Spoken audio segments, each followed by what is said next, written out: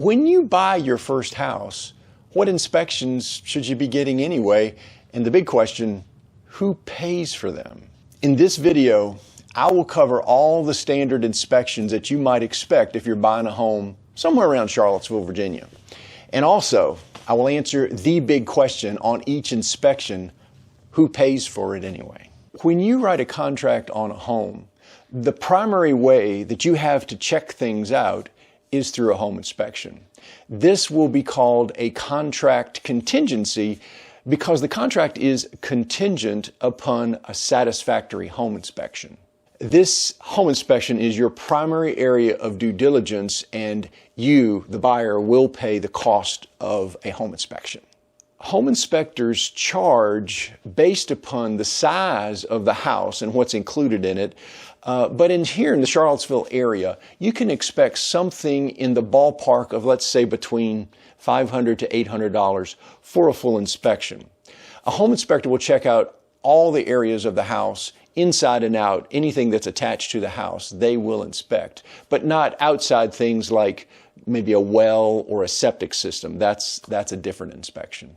The areas covered on a home inspection report include a lot of things like foundation, roofing, electrical, plumbing, structure, fixtures, and all the systems in the house.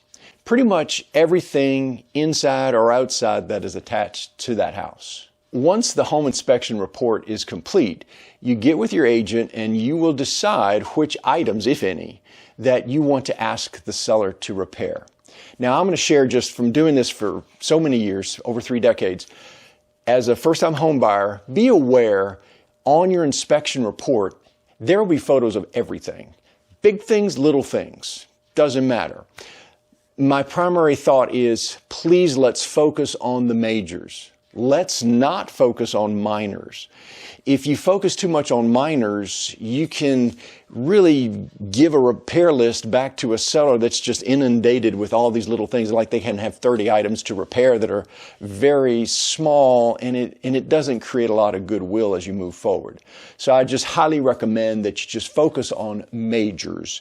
For example, every home inspector, if they're in an attic, there can be a junction box. Like if you have an older home, there can be a junction box, which is just a little square or round box mounted to a joist, and it has electrical wires in there that have been connected. Well, it's supposed to have a little cover on it. It's a 49-cent cover with a screw on it. So if there's one that's open in the attic that's been there for 30 years, it will be on the report and there will be a photo of it. Doesn't mean you have to ask for it. I would highly recommend don't ask for it. It's been there for 30 years. This is just me. And if I was like myself or someone else who's good enough with basic repairs, I would go to Lowe's and buy a 49-cent junction box cover, and I would screw it in place and not ask the seller for that. But hey, that's just me. By the way, before I move on, if you are a first-time home buyer and you just don't know where to start, in the description below this video, I have a link to a document for you, and it's called The First 3 Things. It'll get you on the right track. Next question. What about a radon test, if you've heard about radon? Well, a radon test is an added test that your home inspector can also do for you with the home inspection. It's an added cost of somewhere between maybe $150 to $250 if you choose to do it.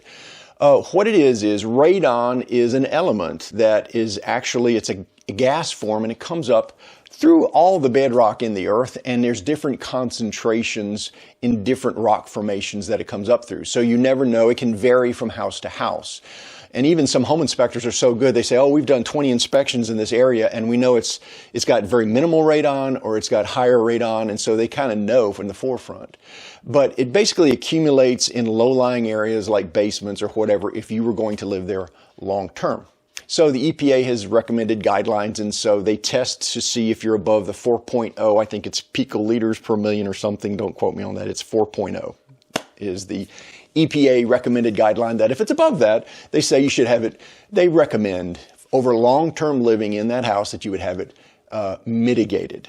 Around these parts in central Virginia, around Charlottesville, to have a mitigation unit installed costs probably somewhere between about $1,400 to maybe a little over $2,000. This is something that if you find the results above that, you may ask the seller to say, hey, would you take care of this and install a mitigation unit? Now, it depends on the market and how the market's going, but a seller has an option to say yes or no, but you can at least ask them. And if it's a market that, if it's a buyer's market, you'll have the right, you actually may be able to get that done. If it's a seller's market, you just see if you can. But radon is nothing to be afraid of. We just need to understand it, and long-term exposure at high levels is the main thing that they're concerned about. Okay, next up is the termite inspection. Who pays for it? Well, normally this one is paid by the seller. It's part of your residential contract to purchase. It says in there that the seller will take care of a termite inspection. Not only that, the lender will require this test to fund the buyer's loan if they're getting one. Next up, if your home is rural in the country, you probably have a well. Well, there's going to have to be a well water test. Who pays? In this case, the seller. It's also a standard clause in the residential contract of purchase saying that the seller will take care of a well test. And also, this is another one that the lender, if there's a buyer that has a lender, the lender will need this test to fund the loan. Finally, if you have a house that you're putting under contract and it's in the country and it has a septic system, if you want to have a septic inspection done, who pays? Well, in this case, it depends.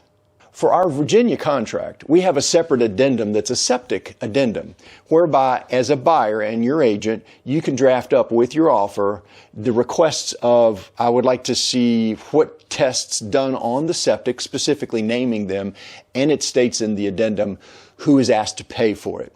Now, it's always something you can ask a seller to pay for, septic inspections, pumps, and or tests, but they can always say yes or no as well. But also, it never hurts to ask. Now, ask your agent to find out, has the sellers recently, in the last few years, done any septic pumping or inspections? You might find out and get that report in, and you might just be satisfied with that report alone.